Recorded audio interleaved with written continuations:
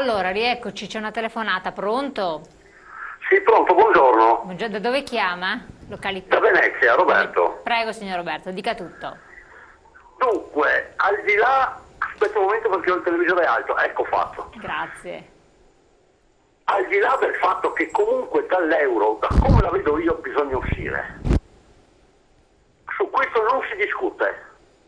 La questione in questo paese è che per anni non si è mai fatto niente di niente, si è solo pensato ad arricchire le tasche della politica, quasi 900 miliardi oggi è il costo, che si potrebbero da oggi stesso risparmiare almeno 300 miliardi da subito nella politica. Al di là di questo, Renzi è andato a parlare con la Merkel. Perché non ha voluto e preteso di sforare di almeno 2 punti di quel maledetto 3%, però con una regola ben precisa, con il rientro entro 4 anni, attraverso la riduzione della spesa pubblica, la spesa della politica. Con quel denaro poteva benissimo chiudere i conti con Ma forse, sì. Non lo sappiamo tutto quello, sì. L'IRAP. Ma probabilmente la Merkel l'avrebbe rimandata a casa. Busta paga.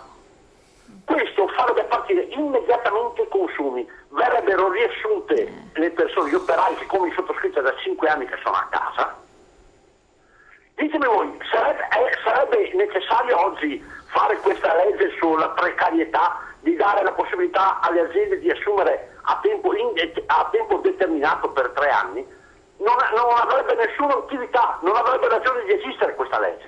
Certo. Poi altra cosa, e questa è una mia cosa personale, io ho lasciato il mio numero in segreteria. Se il signor Morosin più tardi mi vuole richiamare, io lo ringrazio. Va bene. Grazie a tutti e buongiorno. Grazie, di molto gentile signor Roberto. La parola, Morosin.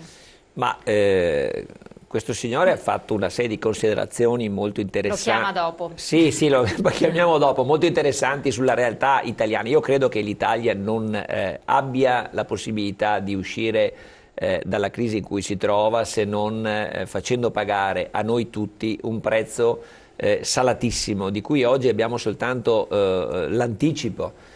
Basti guardare alla realtà greca per imparare che cosa accade in situazioni analoghe alla nostra. Non serve fare così delle fantasie, delle ricostruzioni fantastiche su quello che accadrà tra un anno. Guardiamoci indietro. La Grecia era 1 anno e mezzo fa nella nostra situazione attuale e oggi abbiamo dei porti, mi diceva un imprenditore che ha affari con la Grecia come Patrasso, pressoché chiusi.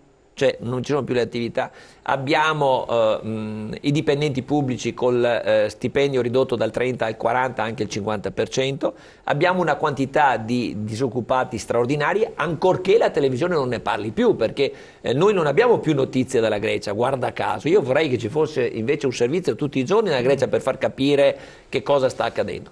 Ma io le racconto un fatto che riguarda il nostro territorio. Il rigore che poi imposto dall'Europa? Il rigore imposto dall'Europa, ma che l'Italia comunque non gli fanno sconti perché non è credibile, non ci credono. Non può andare Monti, Letta, Renzi, si inventi chi vuole, non è più credibile, l'Italia non ha più credibilità. Le racconto un fatto che è importantissimo e sintomatico, che io ho constatato con le mie mani, con i miei occhi, 10 giorni fa nel Veronese, non dico il paese perché non vorrei danneggiare nessuno. Dietro a un centro commerciale c'è un centro direzionale nuovissimo che ha 15 anni e passavo con 2 commercialisti amici con i quali avevamo avuto una serata e dico: qui avete o cinesi o indiani oppure vuoto? Dice quello, parlo di negozi al piano terra di una zona direzionale e commerciale, ma dice vedi quello vuoto, dice un bel negozio grandissimo con le vetrate, ovviamente col cartello affittarsi o vendersi, dice quello lo affittano a costo zero, cioè purché tu gli paghi le tasse presenti e future, le spese di manutenzione ordinaria e straordinaria e le spese condominiali e lo tieni pulito, zero. Cioè, abbiamo bisogno di altri esempi. Lei ha ricevuto 2 telefonate, 2 persone disoccupate. Sentiamo una terza. Questo è Pronto? Pronto? Buongiorno dottoressa e buongiorno ai suoi gentili ospiti, sono Nadia e parlo da Padova. Dica, signora. Volevo dare un grosso saluto al dottor Morosi e ai suoi gentili ospiti e dire finalmente se ne parla tanto di questa indipendenza veneta che vogliamo con tanto amore, con tanto rispetto della nostra bel Veneto, soprattutto perché io penso che le regole e l'ordine sia la base importante. Oggi mi trovavo all'Inps di Padova. Signori, mi permetto di dire, mi sembrava di essere in Africa. Persone che andavano a prendere il sussidio, il buono per la spesa. Ma cosa stiamo andando incontro? Non è che i nostri avi, i nostri nonni che sono morti per questa bella nazione, per questa bella regione si rivoltano nella tomba. Pensare che abbiamo perduto le regole e l'ordine. Io chiedo al dottor Morosi di continuare, di vedere che le cose si stanno muovendo, saremo tutti presenti e soprattutto perché il nostro Veneto riemerga e la nostra bella gente riprenda la situazione per vivere un po' meglio per noi e per i nostri figli e nipoti. Grazie e una risposta d'accetto. Buongiorno. Grazie molte. Intanto su diversi messaggi, tra cui uno, interessante forse anche per altri, il discorso dell'euro che riprendeva il nostro telespettatore, quindi separatismo vuol dire sì o no l'euro, e l'altro invece separati nel separatismo, no? Per citare, cioè, ci sono tanti movimenti, è un po' quello che si chiacchierava fuori onda prima, un po' rispondete. Che è stata interpellata sulla questione del euro sì, euro no, ha ragione quel telespettatore che ha mandato il messaggio. Noi come Veneto, come realtà una repubblica nuova, indipendente e sovrana, potremmo sia scegliere di aderire all'euro sia scegliere di stare fuori. Per i grandi numeri dell'economia del Veneto, della nostra realtà, ci consentono di giocare alla pari in un'eventuale trattativa per entrare all'euro. Se ne usciamo non piangeremmo. Ecco. Il problema è che non è un cavallo di battaglia. Non è un cavallo di battaglia, no, come Veneto, come Italia in questo momento converrebbe uscire.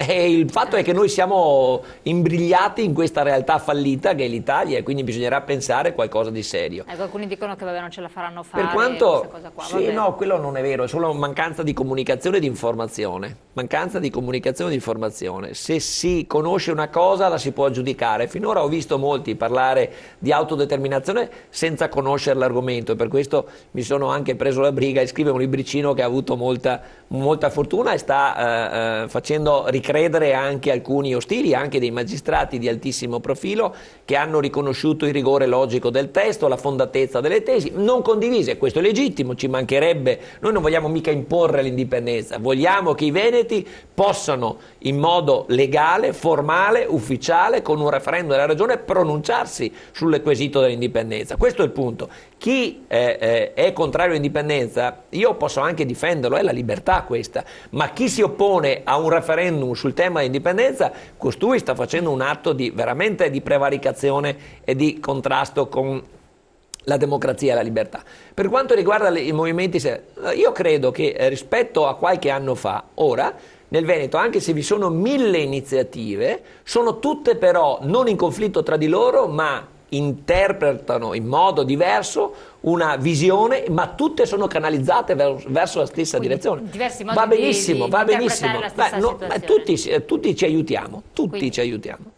Va bene, il discorso adesso mi è sfugita la domanda che ci stavo Posso dire una cosa? Ieri sera ero al telefono con un conoscente che mi ha chiamato e appunto voleva un po' di chiarimenti su i vari moti, chiamiamo indipendentisti, e quando gli ho spiegato un attimino era all'inizio un po' contrariato, perché diceva ma così divisi combineremo poco, sarebbe meglio essere tutti quanti assieme in un'unica direzione. Però al momento mi è venuto un esempio da fargli e mi è sembrato abbastanza calzante. È un po' come un incendio, un piccolo incendio, che appunto rimanendo piccolo e unico è facile da controllare e da circoscrivere, però nel momento in cui ci sono vari focolai di questo incendio, che vengono appunto appiccati o partono spontaneamente in varie zone, è già molto più difficile controllare la cosa. È positivo che questi focolai siano in certe situazioni, in certe condizioni, siano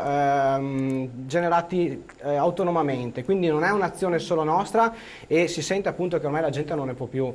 E quindi è positivo perché viene dal cuore, viene dal cuore, anche purtroppo viene molto dalla necessità di non trovando nessun tipo di risposta da nessun'altra parte, in particolar modo dalla politica italiana. Riagganciandomi alla prima telefonata che abbiamo ricevuto, il signore puntava il dito contro la politica italiana che nulla ha fatto. Io direi che se possiamo trovare una cosa positiva nella politica italiana, mille negative, se una positiva è che è un meccanismo veramente ben oliato per mantenere se stesso, cioè continua a ricevere attacchi, tutti i giorni vediamo trasmissioni dove ci sono degli imprenditori, dei commercianti, degli autorevoli economisti che dicono, danno delle ricette molto semplici, molto facili da attuare da parte della politica. I politici si riempiono la bocca di queste ricette ma poi non attuano niente. Perché? Perché in primis dovrebbero loro andare a demolire certi privilegi agli amici, gli amici degli amici, e siccome la politica italiana appunto è fortissima nel mantenere la propria leadership, i propri privilegi, parlano, ma i governi passano, gli anni passano, le persone invecchiano, muoiono, ma la politica italiana non cambia. Assolutamente. Andiamo subito in pubblicità, prima della domanda un po' di messaggio, ma perché i media nazionali non parlano di queste manifestazioni? Lo fanno magari, si interessano media stranieri con titoli anche roboanti, Venezia si stacca dall'Italia, perché non so, queste le provocazioni che vengono anche dalla BBC, ma i nostri, si diceva Rai 3, che la Rai che peraltro viene pagata anche dai veneti. Sì, no. Probabilmente l'indipendenza fa paura a quei politici che appena elencato Andrea. Al sistema quindi. Sì, al sistema l'indipendentismo fa paura, anche perché il Veneto, come dicevamo prima, manda moltissimi soldi a Roma e come fra l'altro è stato detto anche da Vespa in un'occasione alla trasmissione a Porta, è venuto fuori proprio il discorso dell'indipendenza del Veneto. E c'è chi ha detto se il Veneto dovesse uscire dall'Italia, l'Italia muore in una settimana. Quindi questo penso faccia comunque paura, e come non si parla della Grecia, come diceva Alessio prima, probabilmente non si vuole parlare anche del Veneto. Torniamo al discorso anche Europa, accenneremo anche all'indipendenza della Crimea, al fatto che è accettato o meno, quindi quello che sta suscitando, che appunto fa nutrire delle perplessità proprio prossimi a questi momenti per il referendum. E spieghiamo anche tecnicamente cos'è questo che viene definito referendum, anche proprio per fare chiarezza e come si svolge, che importanza ha, perché poi sui giornali è comparso di tutto e di più, tra pochissimo.